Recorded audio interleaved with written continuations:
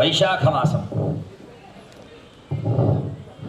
మనమందరం కూడా ఏ స్వామినైతే మనం ఇక్కడ సేవ చేసుకుంటున్నామో, వరాహ లక్ష్మీనరసింహ స్వామి వారి సేవ ఏదైతే మనం చేసుకుంటున్నామో, వారు సింహాచలంలో మనందరినీ కూడా అనుగ్రహించడానికి ఆవిర్భవించినటువంటి ఒక పుణ్య మాసము ఈ వైశాఖ మాసంగా మనం చెప్పుకోవచ్చు. ఎందుకంటే వైశాఖ మాసంలోనే కదా అక్షయ తృతీయ వస్తుంది. అక్షయ తృతీయ నాడు సింహాచలంలో అక్కడ శ్రీవారికి అక్కడ చంద్రయాత్ర మహోత్సవం జరుగుతూ ఉంటుంది. మరి మనమేం చేయాలి? ఇక్కడ కూడా మనకి నరసింహస్వామి ఉన్నారు కదా, ఇక్కడ కూడా మనకి చంద్రనాథ స్వామి కదా. మన చంద్రయాత్ర అయిపోయింది మొన్న మాఘమాసంలో, మనం చంద్రయాత్ర చేసేసుకున్నాం. అయితే స్వామివారి యొక్క అక్కడ చంద్రయాత్ర మహోత్సవం వాళ్ళు జరుపుకుంటూ ఉంటారు. ఇక్కడ మనం వైశాఖోత్సవం అని చెప్పి ఒక చిన్న కార్యక్రమాన్ని మనం చేసుకుంటాం. చిన్నది కాదు, పెద్దదే. ఇప్పుడంతా కూడా వైశాఖ మాసం అంటే సుమారుగా ఇంకా ఎండాకాలం నడినెత్తి మీద ఉన్నటువంటి మాసం కదా. ఈ వైశాఖ మాసం అంతా కూడా చాలా ఎండలుగా ఉంటాయి.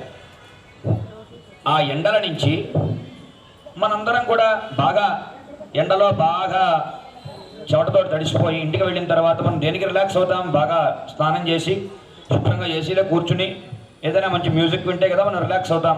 స్వామికి రిలాక్సేషన్ ఏంటి అంటే వేదం చదువుతూ ఉంటే ఆయనకి రిలాక్స్డ్గా ఉంటుందట. అదేవిధంగా ఆయనకి సంబంధించినటువంటి కీర్తనలు చేస్తూ ఉంటే ఆయనకి రిలాక్స్డ్గా ఉంటుందట. అలాంటి ఒక సేవే మనం అక్షయ తృతీయ నాడు ఉదయం నాడు చేసుకుంటాం. మనం ఆ రోజుకు ఉదయం సుమారుగా 9 గంటలకు ప్రారంభించి శ్రీవారి యొక్క ఆలయంలో అక్కడ మండపం మీద కటాహం అంటే ఒక జలద్రోణిని ఏర్పాటు చేసి సుగంధభరితమైనటువంటి తీర్థానంతటినీ కూడా అందులో ఉంచి అనేకమైనటువంటి ఆవాహనలు చేసిన తర్వాత ఆ ఉత్సవమూర్తులు, కళ్యాణమూర్తులు బయట వేయించేస్తారు.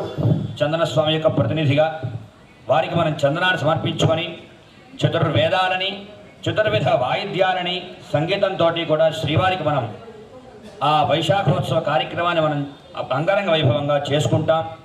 మనకి 30వ తారీఖు ఉదయం 9:30 నుంచి ఆ కార్యక్రమం ఉంటుంది.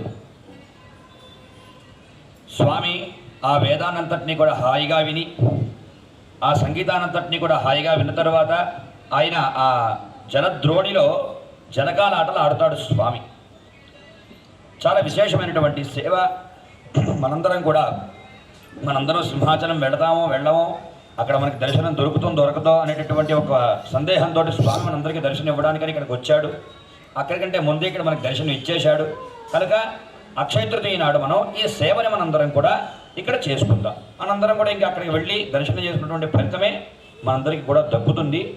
అందరం కూడా దీన్ని దృష్టిలో పెట్టుకొని అక్షయ తృతీయ 30వ తారీఖు ఉదయం 9 గంటల నుంచి మనం ఇక్కడ అందరం కూడా సమావేశమయ్యి శ్రీవారి యొక్క సేవ చేసుకుందాం.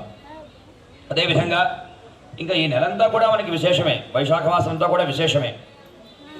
ఒక్క సింహాచలంలో నరసింహస్వామి కాదు, ఒరిజినల్గా నరసింహస్వామి మన భూమి మీదకి దుష్ట శిక్షణకై, శిష్టరక్షణకై ఆవిర్భవించినటువంటి మాసం కూడా ఈ వైశాఖ మాసమే. వైశాఖ మాసంలో వచ్చినటువంటి స్వాతి నక్షత్రంలో ఆయన ఆవిర్భవించాడు స్వామి. దానికంటే ముందుగాను ఏప్రిల్ కాదు, మే 2వ తారీఖున భగవద్ రామానుజుల వారి యొక్క తిరునక్షత్ర మహోత్సవం జరుగుతుంది.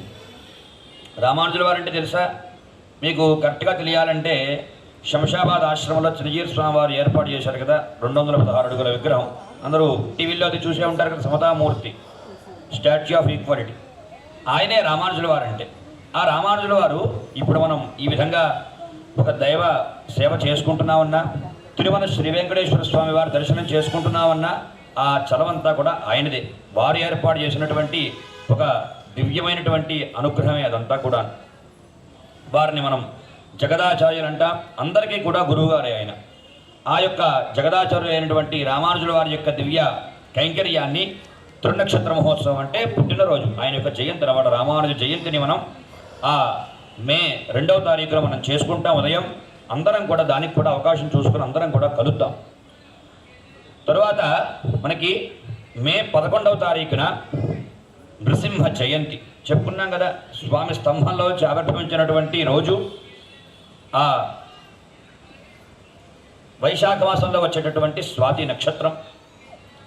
ఆ దివ్య పర్వదినం మనకి మే 11వ తారీఖున వచ్చింది. దాన్ని పురస్కరించుకొని ఒక 3-4 రోజుల ముందు నుంచి కూడా చిన్న ఉత్సవ కార్యక్రమాలు జరుగుతాయి. ఆ కార్యక్రమాలు ఏంటి, వాట్ అనేవన్నీ అన్నీ కూడా మనకి రివీల్ అవుతాయి త్వరలోనే. అందరం కూడా శ్రీవారి యొక్క ఆ సేవను చేసుకుందాం. ముఖ్యంగా ఆ రోజున మే 11వ తారీఖున స్వామి యొక్క నృసింహ జయంతి సందర్భంగా శ్రీవారు మనకి ఇప్పుడంతా చందనంలో దర్శనమిస్తున్నారు కదా. ఆ రోజు స్వామి మళ్ళా మనకి ఆ నృసింహ రూపంలో బంగారు నృసింహ కవచ దర్శనం మనందరికీ కూడా ఉంటుంది. మనం సంవత్సరంలో 3 సార్లే ఆ యొక్క దర్శనం ఉంటుంది. ఒకటి ముక్కోటి ఏకాదశి, రెండోది ఉగాది, మూడోది నృసింహ జయంతి. అందరం కూడా దర్శనం చేసుకుందాం. ఆ రోజు శ్రీవారి యొక్క అనుగ్రహాన్ని అందరం కూడా పొందుదాం.